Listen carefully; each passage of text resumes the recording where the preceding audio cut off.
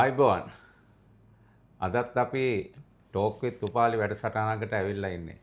අද අපි කතා කරන්න යන්නේ ලී ගැන. ලී කිව්වම මතක් වෙන්නේ කවුද? සමහර අයට බූස්ලි මතක් වෙනවා ඇති. සමහර අයට ලී හොරු මතක් වෙනවත් ඇති මේ වෙලාවේ. ඒ වගේම සමහර අයට මතක් වෙනවා ඇති මොරටුව. මොරටුව තමයි ලී වලට ප්‍රසිද්ධ.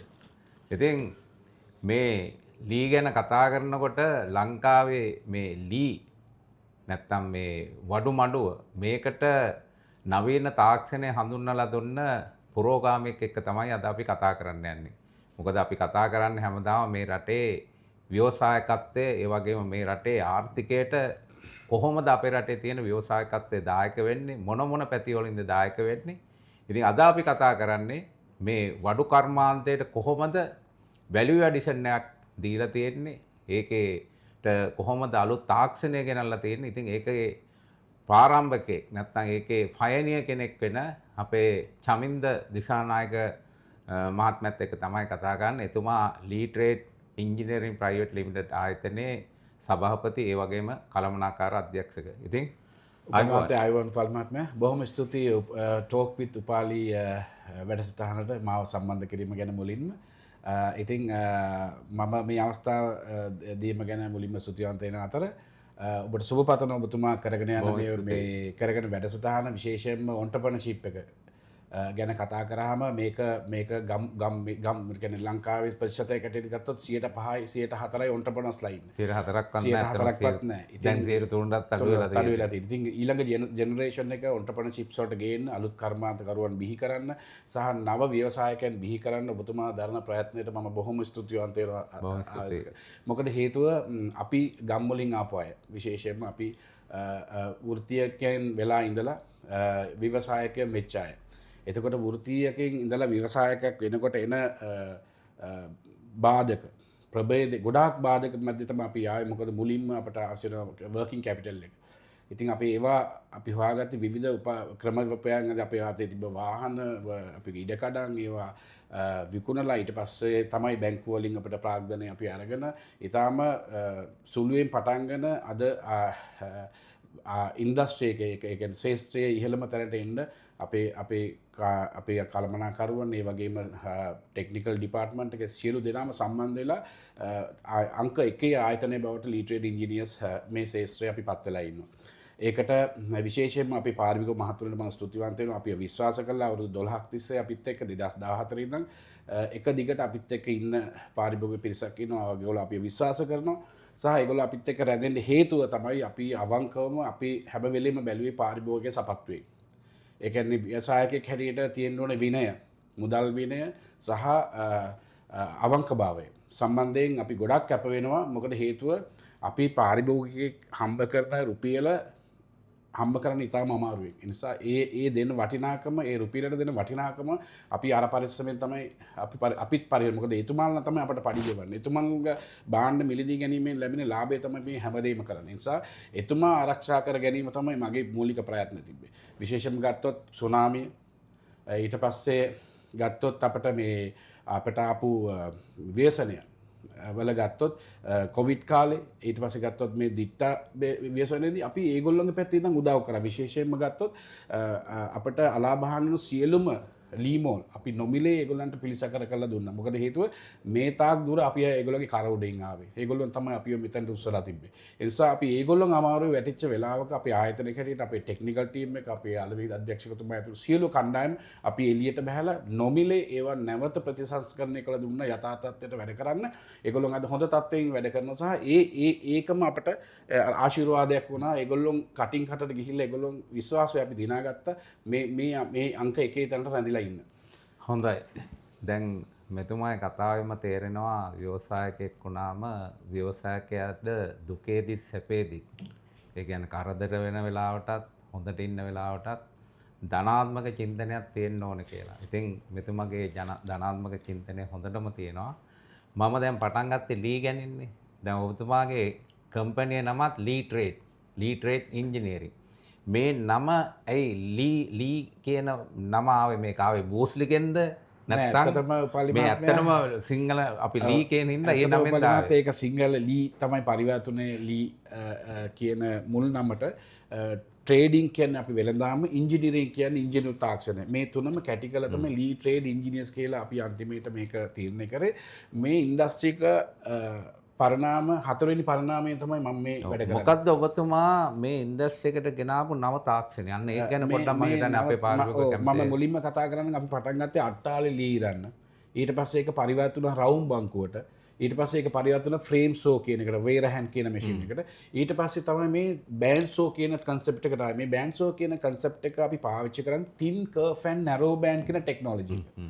මේ thin curve and narrow band technology එක කියන්නේ පටුතල තාක්ෂණය. මේ පටුතල තාක්ෂණයේදී වෙන්නේ සාමාන්‍ය රවුම් බංකුවක කීතකර මිලිමීටර් 5.6ක් 5.6 මිලිමීටර් 6 වගේ එකක් යන කර්ව් එකට කැපුම් වාසිය. ඒතර මේ කැපුම් වාසිය මිලිමීටර් 1.25ට බ්ලේඩ් එකේ ඝනකම තියෙන මිලිමීටර් 1.1යි. ඒක තෙත්යන් තිබ්බා මිලිමීටර් 1.5යි 1.25යි අතර වේරියන්ස්. ඒතර කැපුම් වාසිය අපි අඩු කරා මිලිමීටර් 1.25ට වගේ පොඩි ඒ කියන්නේ මිලිමීටර් 3ක් වගේ එකෙන් ඉතුරු කරලා තියෙනවා. 3.5කට වැඩි ප්‍රමාණයක් ඉතුරු වෙනවා. අන්තිමට ගත්තොත් ඝන අඩියක් ගත්තොත් රවුම් බංකුවකින් ඉරුවොත් ඒක ලෑලි 7යි වැටෙන්නේ. මේ අඟලේ ලෑලි 7යි වැටෙන්නේ. මේ තාක්ෂණයට ගියොත් ලෑලි 11ක් වැටෙනවා. ඒකට 130ක් දැව ඉතුරු කරනවා. මේ මැෂින් එක පාවිච්චි කරන අවශ්‍ය විදුලිය අවශ්‍ය වෙන්නේ සාමාන්‍ය රවුම් බංකුවක් පාවිච්චි කරන හෝස් පවර් 30ක් 25න් උඩට අවශ්‍ය වෙනවා. මේ මැෂින් එක පාවිච්චි කරන හෝස් පවර් 10 හොඳට මෙති මේ වැඩේ කරන්නේ. එතකොට 130ක් 166ක් විදුලියද 130ක් දැවද මේ යන්ත්‍රය තුලින් ඉතුරු වෙනවා. ඔව් දැන් මේක බලන ප්‍රේක්ෂකයෝ මේ ගැන දන්නේ නැතුව ඇති. දැන් අපි ගෙදර මොන හරි අපේ ගෘහ භාණ්ඩයක් ගෙනාවම අපි මෙච්චර දෙයක් හිතන්නේ නැහැ. නමුත් මේ ගෘහ භාණ්ඩේ හැදෙන්න පටන් ගන්න මුල ඉඳන් ඒක ගෙදරට ගේන්න එනකන් අතරේ ලොකු ක්‍රියාවලියක් තියෙනවා. ඉතින් මෙතුමා ඒ ක්‍රියාවලියේ ප්‍රධාන කොටස්කරුවෙක්. එතකොට මේ හරියට අපි ලී ඉරාගත්තේ නැත්නම් අපි ලී අපතේ යවනවා. ඒ කියන්නේ මෙතුමාගේ වචනයෙන්ම කියනවා නම් අපි ගොඩක් කාලයක් 30ක් අපතේ යවලා තියෙන අපේ ලී. ඒ කියන්නේ ඒක රටේ ආර්ථිකයට බලපානවා. දැන් වෙලා තියෙන්නේ 130 දැන් එකතු වෙලා තියෙන්නේ. ඉතින් මේක මෙන්න මේ හින්දා තමයි අපි කතා කරන්නේ ව්‍යවසායකයෝ කියන්නේ එකම ශේෂ්ත්‍රයේ කය නෙවෙයි විවිධ ශේෂ්ත්‍රවල විවිධ පැතිකඩ හරහා ව්‍යවසායකයන් බිහි වෙනවා. ඉතින් මෙතුමා ළඟට මම අද ආවේ. එතුමා මේ රටට ඩොලර් ඉතිරි කරනවා. ඒ වගේම මේ රටේ තියෙන කර්මාන්ත ඒ කියන්නේ වඩු කර්මාන්තයට විශාල උපකාරයක් වෙනවා. ඉතින් මේ ගැන කතා කරන්න. ඉතින් අපි තවදුරටත් කතා කරමු කොහොමද ලංකාවේ මේ වඩු ඒ කියන්නේ අපි මේක වඩු කර්මාන්තයට ඉස්සෙල්ලා ගිය තැන තමයි ලී මෝල කියන තැන. මේ ලී මෝල අර පාරම්පරික ලී මෝල් වලින් එළියට අද කොච්චර ප්‍රමාණයක් ඇවිල්ලා තියෙනවද? අපි ප්‍රතිශතයක් වශයෙන් ගත්තොත් අපි උදාහරණයක් ගත්තොත් ලංකාවේම ලී මෝල් කොච්චරක් වගේ තියෙනවද? එකෙන් කොච්චර ප්‍රමාණයක් මේ අලුත් තාක්ෂණයේ වැළඳගෙන තියෙනවද? ඔව් පරිමාත්මය ලංකාවේ රෙජිස්ටර්ඩ් ලී මෝල් 3000ක් තියෙනවා. 3000ක් විතර තියෙනවා. 2700ක්ම දැනට බෑන්ඩ්සෝ වලට පරිවර්තන වෙලා ඉන්නේ. ඉතුරු 300 සමහරට ආර්ථික වශයෙන් ඒගොල්ලෝ සුදුසු නැහැ. සමහරට ඒගොල්ලන්ට 3 ෆේස් කරන්ට් එක නැහැ. ඒ වගේ ඒගොල්ලන්ගේ විවිධ හේතු නිසා සමහරලාට ඒගොල්ලන්ට බැංකු ණයක් ගන්න බෑ ක්‍රිබ් එකේ ඉන්නේ. ඒ වගේ කාරණා හේතු සාධක මත ඉතුරු 300 ඉතුරු වෙලා තියෙනවා. සහ සමහර කර්මාන්තවල දෙවනි පරම්පරාව ඇවිල්ලා නැහැ. ඒ කියන්නේ ලී බිස්නස් එකට කැමති නැහැ. ඒ කියන්නේ ඒ අය වෙන වයිට් කොලර් ජොබ්ස් වලට ගිහිල්ලා. ඒ නිසා ඒ තාත්තගෙන් පස්සේ ඒ ලී මෝල එතනින් අභාවයට ගිහිල්ලා. ඒ වගේ 300ක් ඉන්නවා මේකට කර්මාන්තය තුල මේකට අවතීර්ණ නොවී ඉන්න කට්ටියක්. ඉතින් අපි මේ 300 ගැනත් අපි මහන්සි වෙනවා. ඒ 300 කොහොමද මේක යාවත් කරන්නේ? මොකද ඒක ලයිසන්ස් හෝල්ඩර්ස්ලා. ඒ ලයිසන් එකට වටිනාකමක් තියෙන හැමෝටම ලයිසන් ගන්න බෑ. ඒ 300 අපි බලනවා කොහොමද මේ ප්‍රകൃති තත්ත්වයට අරගෙන කොහොමද මේ ඉන්ඩස්ට්‍රි එක තව දියුණු. මොකද හේතුව මේ ඩොලර් එකේ වෙනසත් එක්ක ආනයනය කර තුලාන් කසායක එකටන් පරක් කියන ලීවල මිල ගොඩක් 2 4 3 4 මිල ගණන් 600 700ට ගියා. එතකොට ලෝකල් ටිම්බර් වල ගාන්ඩිස් වලට තියෙන ඉල්ලුම වැඩි වුණා. හොර ලී වලට තියෙන ඉල්ලුම වැඩි වුණා. එතකොට මේ ලීමෝල් ඔක්කොටම මේ 2700ටම අවශ්‍ය ඩිමාන්ඩ් එකට සප්ලයි කරන්න බෑ. මේගොල්ලෝ හයි කැපැසිටිස් දැන් දුවන්නේ. මේ හැම ලීමෝලකටම ලොකු ට්‍රැෆික් එකක් තියෙනවා. ඒ කියන්නේ ලංකාවේ එච්චර ගස් තියෙනවද ගස් අපිට කපන්න පුළුවන් ගස් තියෙනවද? ඇත්තටම ගස් කපන එක වරදක් නෙවෙයි, මැචුවර්ඩ් වෙච්ච ගස් කපන්න ඕනේ. හැබැයි ඒ වගේම මම රජයමුත් ඉල්ලලා සිටිනවා හැමෝටම කාරණා ඉල්ලලා සිටින මේ නැවත ගස් වගා කරන්න ඕනේ. දැන් මැලේසියා වගේ රටක ඒගොල්ලෝ ප්ලෑන් කරලායි ගස් කපන්නේ, ප්ලෑන් කරලායි ගස්. ඒ කියන්නේ ඒගොල්ලෝ මෑන් මේඩ් ෆොරස්ට් එකක් තියෙන්නේ, ඒක ප්ලෑන් කරලායි කපන්නේ. හැබැයි අපි ගස් කපන ප්‍රමාණයට ගස් හිට වෙන්නේ නැහැ. නිසා මම යෝජනා කරනවා මේ රාජ්‍ය අධිකාරියමුත් පුළුවන්කමක් තියෙනවා නම් ඕනනේ ගහක් කපනකොට පැල පහක් හිටවන්න යම්කිසි මුදලක් ඒගොල්ලන්ගෙන් අය කරන්න ක්‍රමවේදයක් තියෙනවා. ගම ඇතුලේ ඉන්න ග්‍රාම නිලධාරිතුමා දැන් අපිට ඉස්සරව අපි පොඩි කාලේ මතකයි ගස් දසලක්ෂයක් සිටුවීමේ ව්‍යාපාර ගස් ලක්ෂයක් සිටුවීමේ අපි මෑතකදී හැබැයි එහම ව්‍යාපාර ගස් වවන්න හිතේ දැන් අපිට 29% අඩු වෙලා තියෙන ලංකාවේ. හැබැයි අපිට මේක බැලන්ස් වෙන්න නම් 150කට අපිට උස්ස ගන්න ඕනේ. හැබැයි ඒකට බිම් කඩවල් ඇතිතරම් ලංකාවේ තියෙනවා. හැබැයි මේකට යම්කිසි මෙකැනිසම් එකක් යම්කිසි ක්‍රමවේදයක් හැදුවොත් ගහක් කපනකොට පැල පහකටවත් මුදලක් අය කරලා අපි ග්‍රාම නිලධාරි මහත්තයා ඉන්නවා, සංවර්ධන නිලධාරි මහත්තයා ඉන්නවා ගම ඇතුලේ. ඊට පස්සේ විවිධාකාර රජතුමා ඔය යෝජනා කරන්නේ ගස් කපන මිනිස්සයාගෙම යම්කිසි මේකට මුදලක් ගන්න කියලා. අන්න ඒක තමයි වටින්නේ. පැලයකට රුපියල් 50 ගන්න 250ක් ගන්න බැරි කමක් නැහැනේ. රුපියල් 100 ගන්න 500ක් ගන්න බැරි කමක් නැහැ. ඒ වෙලාවේ අස්සම් කරන වෙලාවේ 500ක් ගල පැල පහකට යගෙවනවා. හැබැයි පැල පහ ලංකාව ඇතුලේ සමතුලනය කරන්න පුළුවන්. මේ භූමිය ඇතුලේ අපිට විවිධ තැන් වලට අපිට හිටවන්න පුළුවන්. පැල පහෙන් පැල තුනක් මැරුණා දෙකක් ඉතුරු වෙනවා. අපි යෝජනා කරන්නේ මෙන්න මේ මෙකැනිසම් එක හදන්න කියලා. මේ මෙකැනිසම්ට උදව් කරන්න කියලා. රාජ්‍ය යාන්ත්‍රණය තුල මේකට ફોකස් එකක් හදන්න කියලා. පාසල් මට්ටමේ ළමයි දිරි ගන්නන්න පුළුවන්. ඒ කියන්නේ අපිට අපි ඉස්සල ඉස්කෝලේ යන කාලේ පැල හදන්න යනවා. විවිධාකාර channels තියෙනවා. අපි පාවිච්චි කරොත් මේ පැල හිටවල රටට ඕන ගස් ටික හදාගන්න. අපි තියෙන ගස් ටික දැන් ඇත්තටම සමහර තියෙනවා ප්‍රමිතිය නැතුව ගස් කපනවා, මෝරපු නැති ගස් කපනවා. හැබැයි මම කියන්නේ ප්‍රමිතිය ඇතුව ගස් කපන්න කියලා. එතකොට ඒකේ වටිනාකම හැමෝටම තියෙන. සමහරවිට මෝරපු නැති පොඩි ගහක් කැපුවම එයා ට්‍රීට් කරලා ගත්තත් වැඩක් නැහැ. මොකද ඩෙන්සිටි එක එන්නේ නැහැ. සාමාන්‍ය මහෝගනි වගේ ලී එක 550ක ඩෙන්සිටි එකක් තියෙනවා. තේක මී කුබුක් කිව්වම 800ට යනවා. හැබැයි මේ මැචුවර්ඩ් නැති ගහ කැපුවම කාටත් නැහැ. ඒක ඇත්තටම ජාතික අපරාධයක්. ජාතික අපරාධයක්. ඉතින් මේක නියාමනය වෙන්නේ නැහැ කොහෙන්වත්. ඉතින් මේක අහන මේක නරඹන ඔබටත් යම්කිසි වගකීමක් තියෙනවා මේක පරිසරයේ කොටසක් ගහක් වවනවා ගහක් කපනවා කියන එක. ඉතින් මම හිතනවා අපි පරිසරයට ප්‍රමුඛ තැනක් දෙන්න ඕනේ. ඒ අපිට නෙවෙයි අපේ අනාගත පරපුර වෙනුවෙන්.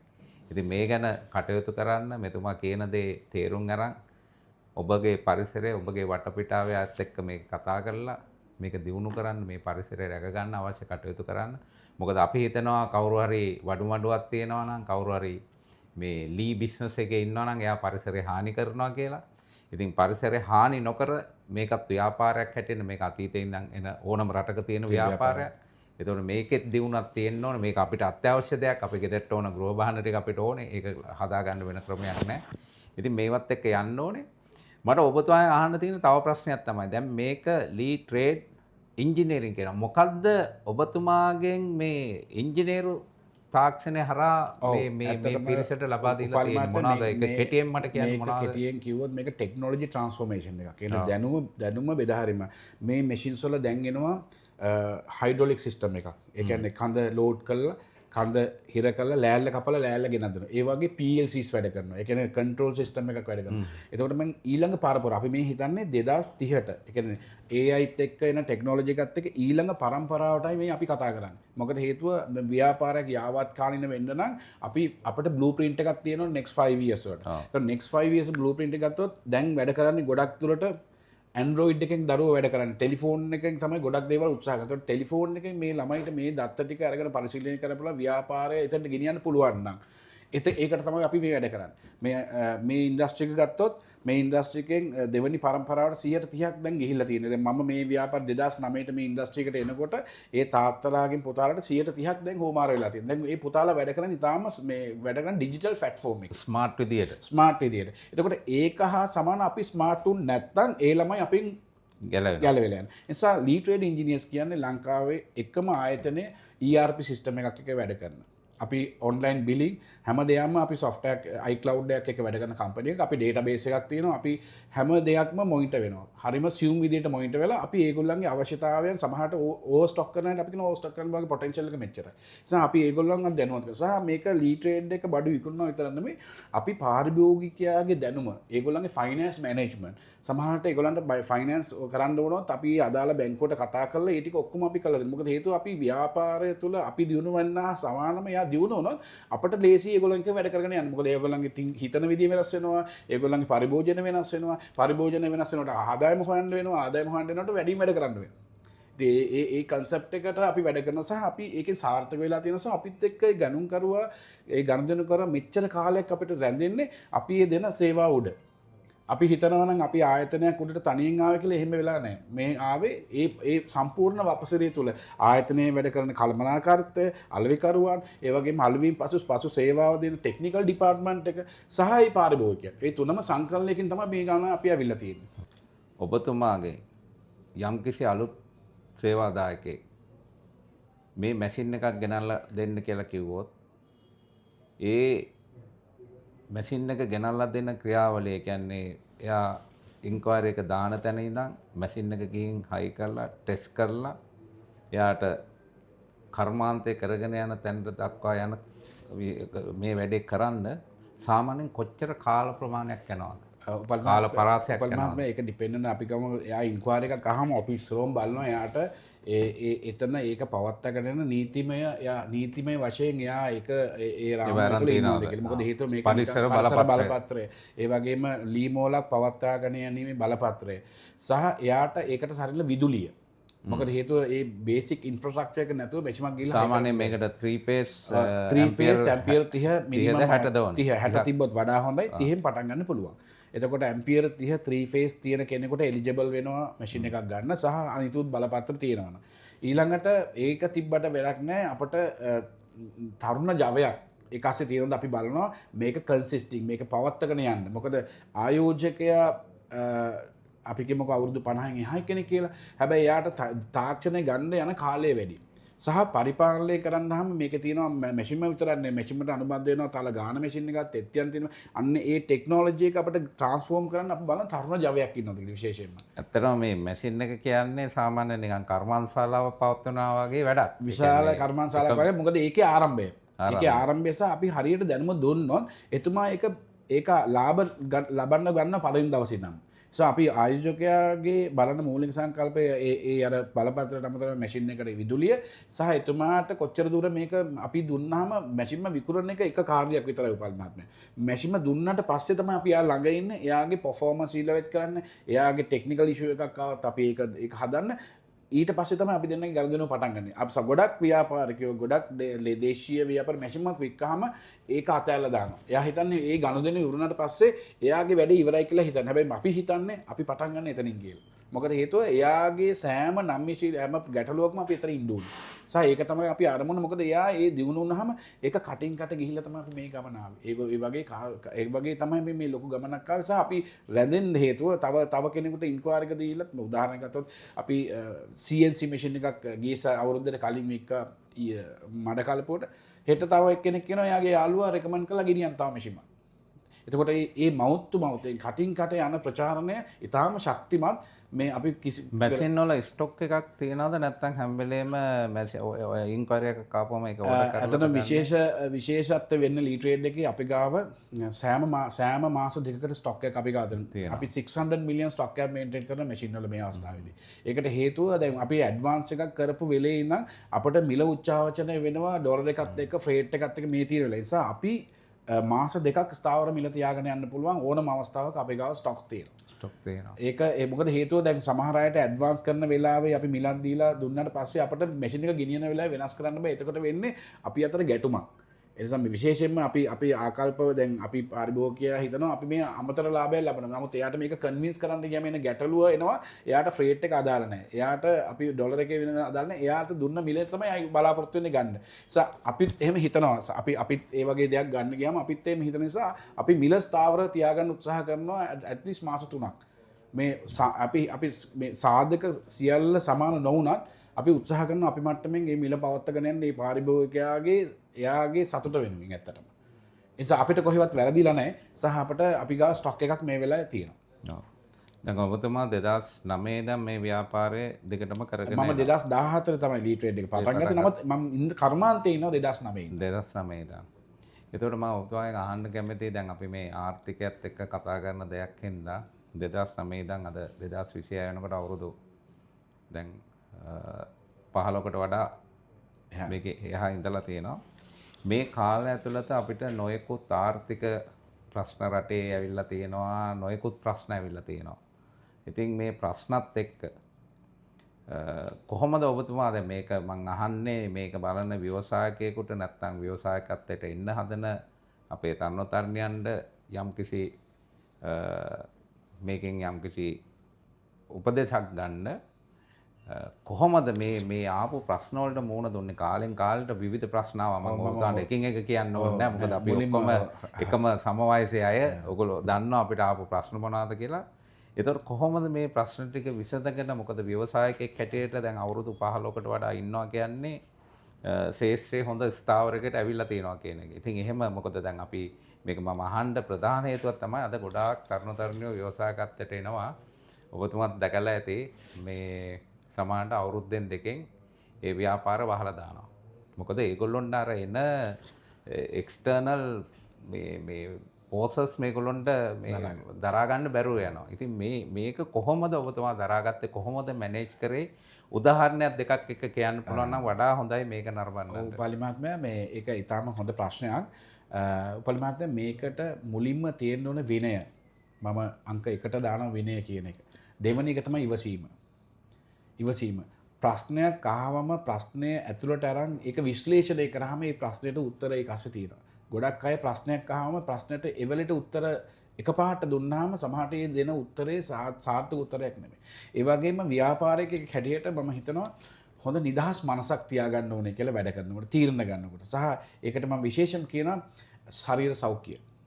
ව්‍යායාම මේ සියලු දේ අපි අන්තර්ගතයේ තමයි මේකේ ප්‍රතිඵලය. මොකද අපි හොඳ ප්‍රකෘති සිහියෙන් සහ හොඳ මානසික මට්ටමින් හිටියොත් එන හැම ප්‍රශ්නයකටම අපි ගාව උත්තර තියෙනවා. උත්තර නැති ප්‍රශ්නයක් නැහැ. හැබැයි ඒ උත්තරය කළමනාකරණය කිරීම තමයි ඊටාම වැදගත් වෙන්නේ. කොයි විදිහටද මේක කළමනා කරන්නේ? සමහරලාට අපි තනි තීරණ ගන්න එක වැරදින අවස්ථා තියෙනවා. සමහර සාමූහික තීරණ ගන්න ඕන එකක් අපි තනි තීරණ ගන්න අවස්ථා තියෙනවා. ඒ කියන්නේ සමහරට මගේ දැනුම ඒ අවස්ථාවේදී මදි නම් මම තව දන්න අය මම ආශ්‍රය කරන විශේෂම ගත්තොත් එimhe ෆයිනෑන්ෂල් ඩිසිප්ලින් තීරණ ගන්නට ෆයිනෑන්ෂල් තීරණ ගන්න මම ෆයිනෑන්ෂල් කැරක්ටර් එකක් නෙමෙයි. මම ඉංජිනේරින් කැරක්ටර් එකකුත් නෙමෙයි. හැබැයි මම මාකටිං කැරක්ටර් එකක්. හැබැයි මම ඉංජිනේරින් මම ගොඩක් දුරට ඔබතුමා පිළිගන්න මම YouTube සහ විශේෂ මේ වැඩසටහන තමයි මම ඉංජිනේරින් ඉගෙන ගන්න. මම ඩිසිෂන් ගන්න ගොඩක් තීරණ ගන්නේ මම මේක අධ්‍යයන ගවේෂණය කරලා. හැබැයි මම ෆයිනෑන්ස් තීරණ ගන්නවා මම දෙන්නෙක්ගෙන් අහනවා. මම විශේෂයෙන්ම අර බැංකුවේ මහත්තයට බොරු කියන්නේ නැහැ, ડોක්ටර්ට බොරු කියන්නේ යන්නෙත් නැහැ. මම මේ දෙන්නට ඇත්ත කියනවා. සහ ඒ වගේම මම ෆයිනෑන්ස් ශාස්ත්‍රයේ ඉන්න මම කන්සල්ටන්ට්ස්ලා දෙන්නෙක් එක්ක වැඩ කරනවා. ඒ දෙන්නට මම දාලා බලනවා මගේ යෝජනාව. ඒ වගේම බැංකුවටත් දාලා බලනවා. ඒ කියන්නේ කෝණ දෙකකින් විතර බලලා තමයි සමහර තීරණ මම ගන්න. විශේෂයෙන්ම පුද්ගලික වාහනයක් ගන්න උනත්, මොහොතේ ලෑන්ඩ් එකක් ගන්න උනත් මම බලනවා මේකේ ඉම්පැක්ට් එක කොහෙටද යන්නේ. මොකද මම ආයතනයේ සල්ලි පරිස්සමෙන් පරිහරණය කරන්න ඕනේ. මේකේ සල්ලි මට අයිති නැහැ. මේක ඉන්ඩිපෙන්ඩන්ට් බොඩි එකක් කියන්නේ කම්පැනි එකක් කියන්නේ. හැබැයි ඒකේ තීරණ ගන්න පුද්ගලයා මම වෙන්න පුළුවන්. හැබැයි මේ ඉන්ඩිපෙන්ඩන්ට් බොඩි එකට ඒක හානියක් වෙන්න බෑ. ඒ නිසා මේ සෑම මේ ව්‍යසනයක් අස්සෙම අපිට තිබේ අපේ විනය. හේතුව මේ ඉන්ඩිපෙන්ඩන්ට් බොඩි එකෙන් අපි බරෝ කරන්න ගියේ නැහැ. සල්ලි ගන්න ගියේ නැහැ. මම ගන්නෙත් වේතනයක්. අපේ සියලුම හැමෝම වේතනයක් ගන්න. ඒ වේතනයෙන් තමයි අපි ජීවත් වෙන්නේ. ඒ නිසා අපි වේතනයට අපි කළමනාකාරීත්වය වෙන්න ගත්ත මේ වගේ චෙක්ස් දීලා සල්ලි ගන්න ගියේ නැහැ. සල්ලි වෙන ආකාරයෙන් අතුලට එළියට ගන්න ගියේ නැහැ. අපි යම්කිසි පරිපාලනයක් තුළ මේ සල්ලි මේකේ වැවෙන්න ඇරිය. මේ ප්‍රොෆිට් එක මේකේ තියෙන්න ඇරිය. සහ මම විශේෂයෙන්ම කියන උපාලි මහත්මයා ඉල්ලා සිටිනවා මේ බදු සම්බන්ධයෙන් මිනිස්සුන්ට තියෙන ලොකු බියක්. සහ මේ බදු සම්බන්ධයෙන් નિયમિત විදිහට දන්නේ නැති නිසා ඒ සම්බන්ධයෙන් ඒගොල්ලෝ ක්‍රියා කරන නිසා එක තැනකදී බදු දැලේදී හිර වෙනවා. විශේෂයෙන්ම වැට් එක ගත්තොත් වැට් එක අපට අයිති දෙයක් නෙමෙයි. අපි ඉන්පුට් එකේදී වැට් එක ගෙවලා අවුට්පුට් එකේදී වැට් එක කලෙක්ට් කරනවා නම් බැලන්ස් එක අපි බැඳිලින්නෝ දෙන්න. ඒක අපට අයිති නැති දෙයක්. හැබැයි ඒක යම්කිසි කාලයක් මිනිස්සු ඒක පරිභෝජනය කරා. ඒක වින්දා. දැන් ඒක ගෙවන්න ගියාම දන්නවා ගෙවන්න තියෙනවා කියලා. හැබැයි ගෙවන්න බයයි. ගෙවන්න බයයි නෙමෙයි ගෙවන්න ලෝභයි. මං කියන්නේ ඒක අපට අයිති දෙයක් නෙමෙයි. ඒක ගෙවන්න. සහ ව්‍යාපාරය පුළුල් කරන්න අපි හරි බදු ක්‍රමයක් හරි බදු ප්‍රතිපත්තියක් ආයතනය පවත්වන ගියොත් අපට හරි ලේසි. හරි විනයානුකූල සිස්ටම් එකක් ඇස්සේ දුවන්න පුළුවන්. ඒ නිසා මම කියන්නේ මේක බදු දැලට බය වෙලා හිර වෙලා ඉන්නේ නැතුව මේක හරි ක්‍රමයකට කරගෙන යන්න සහ ව්‍යාප්ත වෙන්න හරි ලේසි. හේතුව අපි එක සිස්ටම් එකක් එක ක්‍රමයක් එක ප්‍රතිපත්තියක් අස්සේ අපට යන්න පුළුවන්. මම විශේෂයෙන්ම මම කියන්නේ ඒ ටික ක්ලියර් කරගත්තාම අර එලි බාහිර වාන සියලුම ගැටලුවට අපේ අතේ උත්තර තියෙනවා සහ විශේෂයෙන්ම හික්මීම ඉවසීම සහ අර ප්‍රතිපත්තීන් ටික විශේෂයෙන්ම බැංකු ණයක් ගත්තොත් අපි බැංකු ණය බැඳිලා ඉන්නවා ගෙවන්න. ඒක ගෙවුවොත් තමයි ඊළඟ ණය ගන්න පුළුවන්. එතකොට අපි මේ ආනයනය කරුවන් හැටියට අපට බැඳින්න කස්ටම් එකක් එක්ක වැඩ කරන්න වෙනවා. අපි ඒගොල්ලන්ටත් විනිවිද භාවයෙන් වැඩ කරොත් හරි ලේසි වැඩ කරන්න. මොකද ඒගොල්ලොම අපි ට්‍රැක් රෙකෝඩ්ස් බලාගෙන යනවා. ඒකට ඒගොල්ලොන් හරි ලේසි අපිත් එක්ක වැඩ කරන්න. මොකද ඒගොල්ලෝ ට්‍රැක් රෙකෝඩ්ස් වල ප්‍රශ්නයක් නැත්නම් ඒගොල්ලෝ ඕනම අවස්ථාවක නිදහස් කරන කරදරයක් නැතුව. ඒ නිසා මේ ව්‍යාපාරිකයෙක් හැටියට වැඩක් කරනකොට මම කියන්නේ අපේ විනිවිද භාවය තියාගන්න කියලා. එතකොට එන ප්‍රශ්න ඔක්කොටම අර පැත්තේ මිනිස්සුයත් අර පැත්තේ ඉන්න පුද්ගලයාත් අපි දිහා බලන කෝණය වෙනස්. සහ යා විවෘත මනසින් බලන්න. අර ගොඩක් ව්‍යාපාරිකයෝ ගොඩක් දේවල් හංගගෙන යන්න ගියාම ඒ ව්‍යාපාරය එතනින් එහාට ගෙනියන්න බෑ. මොකද හේතුව හැම වෙලේම යා හිර වෙලා ඉන්නේ. ඔබතුමා කතා කරා මේ බදු ප්‍රතිපත්තිය ගැන. ඉතින් මම දැන් මේ බදු ගැන ඇත්තටම දැන් ඔය කතා කරපු හින්දා මම කියන්නේ දැන් අප්‍රේල් 1 වෙනිදා ඉඳන් කවුරු හරි ව්‍යාපාරිකයෙක් මාසෙකට රුපියල් ලක්ෂ 30ට වඩා ආදායමක් හොයනවා නම් ඒ කියන්නේ යාගේ ආදායම වෙළඳාම තියෙනවා නම් සේල් එකක් තියෙනවා නම් එයා අනිවාර්යයෙන්ම බදු ගෙවන්න වෙනවා. බදු කියන්නේ වැට් එක ගෙවන්න වෙනවා. එයා වැට් එක ගෙවන්න අනිවාර්යයෙන්ම රෙජිස්ටර් වෙන්න ඕනේ. ඉතින් මේක දන්නේ නැති අය ඉන්නවා.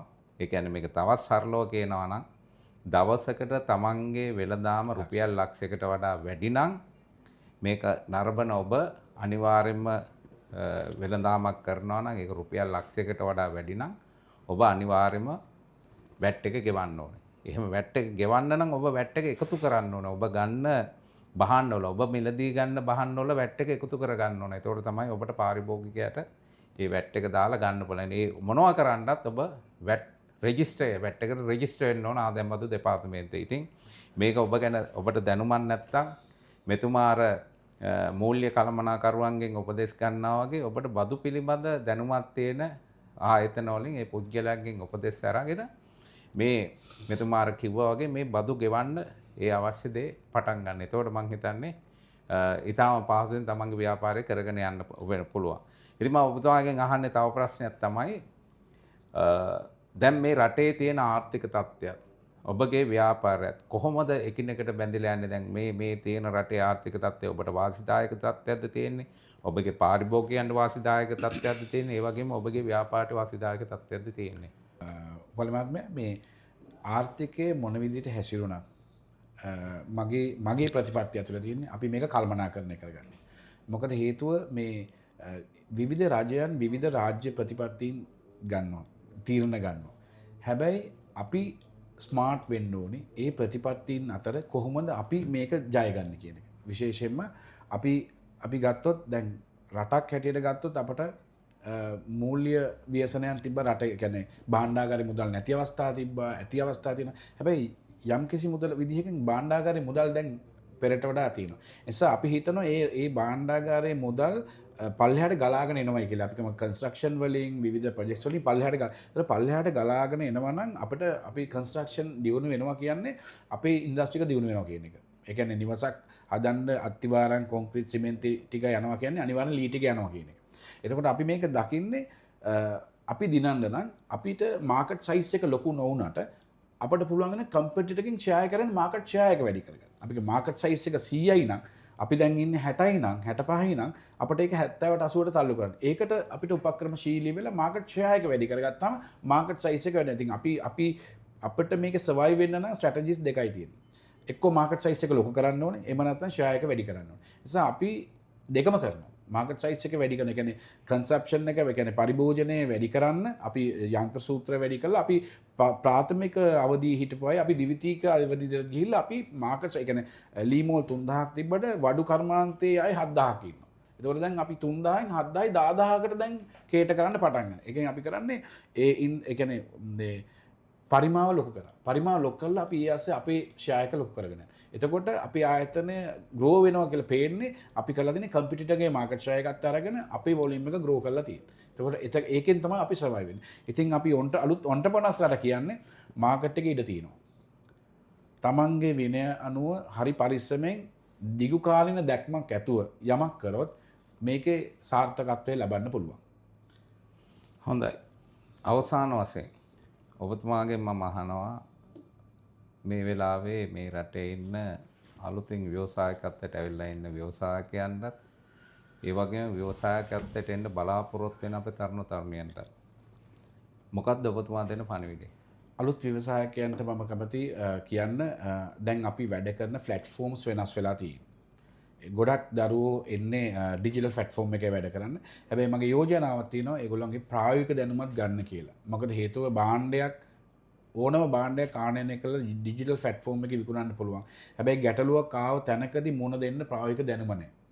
ඒ ප්‍රායෝගික දැනුම මේකේ මොකක්ද කරන්නේ කොහොමද කරන්නේ ප්‍රශ්නයක් ආවොත් කොහොමද අපි මුණ දෙන්නේ සහ පාරිභෝගික ප්‍රශ්නයක් ආවොත් අපි කොහොමද විසඳන්නේ? ඒ දෙක තුනම ඒගොල්ලන් අන්තර්ගතයේ තිබ්බොත් තමයි යාට හරි උත්තරයක් දෙන්න පුළුවන් පාරිභෝගිකෙන් ගැටලුවක් ආපු වෙලාවේ. ගොඩක් අය කරන්නේ ගැටලුවක් ආපු වෙලාවේ අහක බලා ගන්න එක. ගොඩක් ඔන්ටර්ප්‍රනර්ස්ලා එනවා වගේම අනිත් පැත්තට යනවා. මොකද හේතුව ඒගොල්ලොන් අර සස්ටේනබිලිටි එක. ඒ කියන්නේ පැවැත්මට කිසි දෙයක් අපි උත්සාහ කරන පැවැත්මට මොනවද අපි කරන්න ඕනේ? පැවැත්මට තියෙන්න ඕනේ විනිවිදභාවය. ආයෙත් මං කියනවා. නිසා අලුතෙන් එන අයට මං කියන්නේ ඉඩ තියෙනවා එන්න. අපි අලුතෙන් එන අයට අපිත් උදව් කරනවා. අපි ශේෂ්ත්‍රයට කවුරු හරි ඇවිල්ලා ඉන්නවනම් අපි ඒගොල්ලන්ව පාගල තද කරන්නේ නැහැ. හේතුව වැඩියෙන් එන්න තමයි තරංගය වැඩි වෙන්නේ. තරංගය වැඩි වෙන්න තමයි අපි බුද්ධිය ප්‍රගුණ කරන්නේ. සහ අපි කොහොමද ඒකේ නඩත්තු වෙන්නේ, අපි කොහොමද ඒක සස්ටේන් වෙන්නේ කියලා හිතන්නේ තරංගය තිබ්බොත්. ඒ නිසා අලුතෙන් එන අයට කවුරු හරි ඉල්ලුවොත් අපේ උපදේශක්, කවුරු හරි ඉල්ලුවොත් අපෙන් දැනුමක් අපි දෙන්න නිර්ව්‍යාජව ලෑස්ති වෙලා ඉන්න. මොකද හේතුව අපි සදාකාල ජීවත් වෙන අය නෙවෙයි පරිමාත්මය. අපිටත් මේවා තියලා යන්න වෙනවා. තව කෙනෙක් හදලා බිහි කරලා ගියොත් තමයි මේ කර්මාන්තය හරි මේ රට හරි දියුණු වෙන්නේ. නිසා මගේ දැක්ම තියෙන්නේ මම විතරක් දියුණු වෙන්න නෙමෙයි. මගේ ආයතනයේ වැඩ කරන සියලු දෙනාම යහපත් ජීවිතයක් යහපත් ගුණධර්ම ඇති මිනිස්සු හැටියට එළියේ ඉන්නවා නම් මම ඒකෙන් තමයි සතුට ලබන්නේ. මම පුද්ගලිකව වාහනයක් හරි ඉඩමක් හරි ගයක් හරි ඇදලා මම සතුටු වෙන එක ගැන මම එච්චර බලාපොරොත්තුවක් මගේ නෑ. හොඳයි. ඊටාම කෙටියෙන් ඔබතුමා අරකින් මොකක්ද අදහස් කරන්නේ? ඇත්තටම මම මේකෙන් කියන්නේ අපි හැමදාම කියනවා හැම අයට විශ් කරනවා. සුබ අලුත් අවුරුද්දක් වේවා කියලා. ඉතින් අපි කියන්නේ විශ් කරන්න නෙමෙයි ඒකට වැඩ කරන්න කියලා. සුබ වෙන්න වැඩ කරන්න කියලා. ඒ කියන්නේ සුබ කරගන්න කියලා. කොහෙවත් සුබ කියලා දෙයක් නැහැ. අපි වචනෙන් කියන වෙනුවට ක්‍රියාවෙන් එක කරන්න. සුබ වෙන්න වැඩ කරන්න. සහ යම්කිසි ටාගට් එකක් තියෙනවා ඒ ටාගට් එකට යන්න සුබවාදීව වැඩ කරන්න. කියලායි මම ඒකින් කියන්නේ. ඒක තමයි මගේ තේමාව. ඉතින් බොහොම ස්තුතියි. මං හිතන්නේ ඉතා වටිනා හරබර වැඩසටහනක් අපි අදත් කරා මේ රටේ ඉන්න ව්‍යවසායකයෝ ගැන. ඔවුන් මොනවද කරන්නේ? කොහොමද ඔවුන් මේ රටේ ආර්ථිකයට දායකත්වය ලබා දීලා තියෙන්නේ? මං හිතනවා ඔබ නවරඹපු සියලු දෙනාම මේකේ යම්කිසි දැනුමක්, මේකේ යම්කිසි ආස්වාදයක් ලැබුවා කියලා. ඉතින් අපි තවත් ටෝක් විත් උපාලි වැඩසටහනකින් හමු වෙමු. එතකන් ඔබට ජය. බොහොම ස්තුතියි. බොහොම ස්තුතියි.